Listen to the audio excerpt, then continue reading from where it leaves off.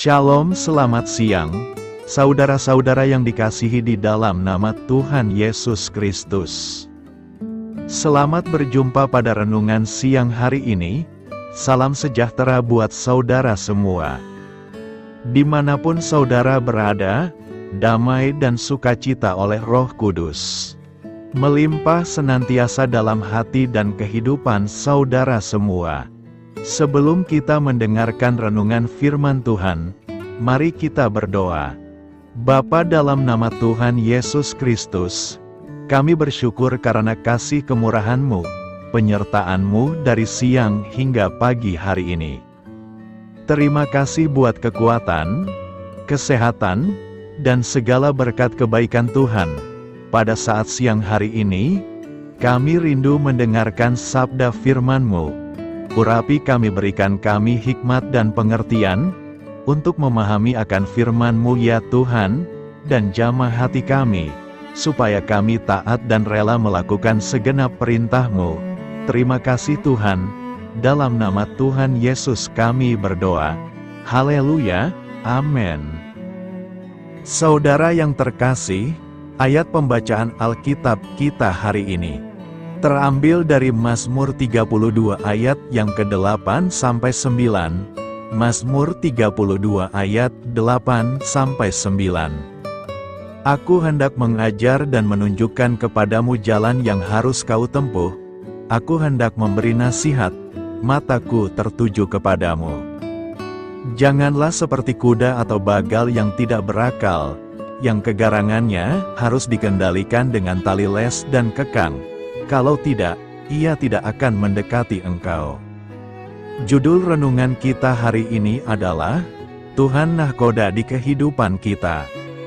Sahabat suara kasih, renungan hari ini saya awali dengan sebuah ilustrasi sederhana. Bayangkan Anda sedang merencanakan perjalanan ke beberapa tempat di Jawa Tengah dengan menggunakan mobil. Tentu, hal pertama yang Anda pikirkan adalah memilih kendaraan yang nyaman dan aman. Lalu jika Anda tidak bisa menyetir sendiri, Anda pasti akan memilih seorang sopir yang berpengalaman dan dapat dipercaya untuk mengantar perjalanan tersebut. Dengan sopir yang tepat, Anda bisa duduk dengan tenang dan nyaman sepanjang perjalanan. Bahkan, Anda mungkin bisa tertidur pulas tanpa rasa khawatir. Ketenangan itu muncul karena ada keyakinan bahwa orang yang memegang kemudi tahu arah, memahami kondisi jalan, dan mampu membawa Anda sampai ke tujuan dengan selamat. Pengalaman sederhana ini menjadi gambaran yang kuat tentang kehidupan. Kita semua sedang menjalani hari-hari yang penuh ketidakpastian. Masa depan seringkali terlihat kabur. Persoalan datang tanpa peringatan, dan kita tidak selalu tahu apa yang akan terjadi esok hari. Namun firman Tuhan menegaskan bahwa hidup orang percaya tidak pernah berjalan tanpa pimpinan. Serahkanlah hidupmu kepada Tuhan dan percayalah kepadanya, dan Ia akan bertindak. Mazmur 37 ayat 5. Tuhan Yesus adalah nahkoda sejati dalam kehidupan kita. Sama seperti seorang sopir, Ia bukan hanya menunjukkan arah, tetapi hadir dan menyertai perjalanan itu sendiri. Ketika badai mengamuk dan murid-murid diliputi ketakutan, Yesus berkata, "Mengapa kamu takut, kamu yang kurang percaya?" Matius 8 ayat 26. Kehadirannya tidak selalu langsung menghilangkan badai, tetapi memastikan bahwa badai tidak pernah lebih besar daripada kuasanya.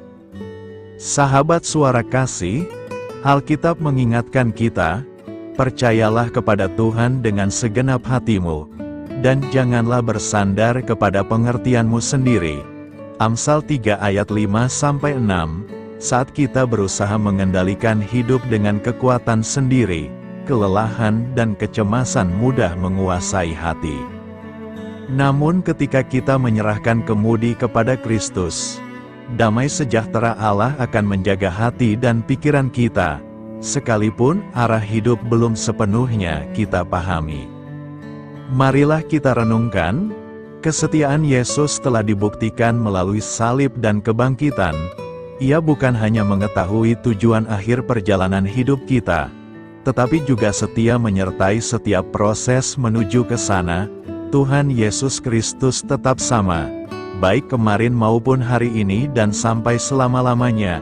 Nahkoda kehidupan ini tidak pernah berubah, dan tidak pernah meninggalkan kapalnya. Di tengah ketidakpastian yang sedang Anda hadapi, sudahkah Anda sungguh-sungguh mempercayakan kemudi hidup kepada Tuhan Yesus? Hari ini mari nyatakan dengan iman, Tuhan Yesus, Engkaulah nahkoda kehidupan kami. Kami percaya Engkau menuntun kami sampai kepada tujuan-Mu. Amin. Tuhan Yesus memberkati. Saudara yang terkasih, demikian renungan firman Tuhan pada siang hari ini.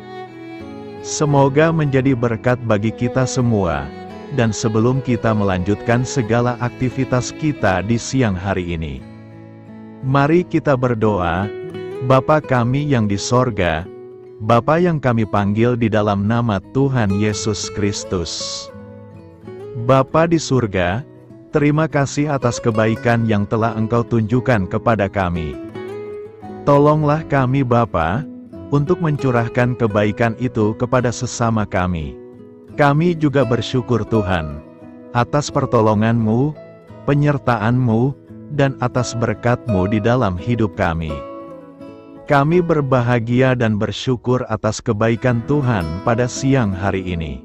Tak berkesudahan kasih setia Tuhan, tak habis-habisnya kebaikan-Mu. Selalu baru setiap hari, besar kesetiaan-Mu Tuhan di dalam hidup kami. Terima kasih buat firman-Mu pada siang hari ini ya Tuhan. Kami mau selalu belajar dan terus belajar tentang firman-Mu. Firman-Mu yang menguatkan dan meneguhkan iman kami. Firman-Mu yang mengubahkan hidup kami.